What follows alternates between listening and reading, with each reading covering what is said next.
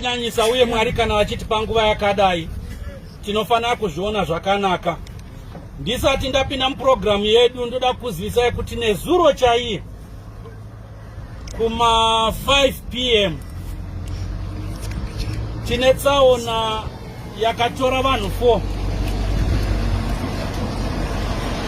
yakaitika pa 46 km peg Harare Mutare Road panonzi pa Brumley.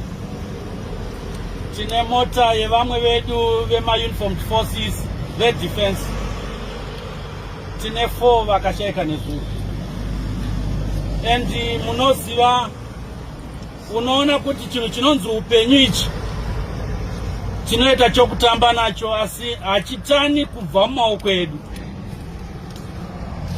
Mufunge kuti kubva muHarare kusvika pavakaitira tsaona vanga vachienda kwaMutare, endi vanga vane chishuwo chokuti vaifanira kunosangana nemhuri dzavo paholiday.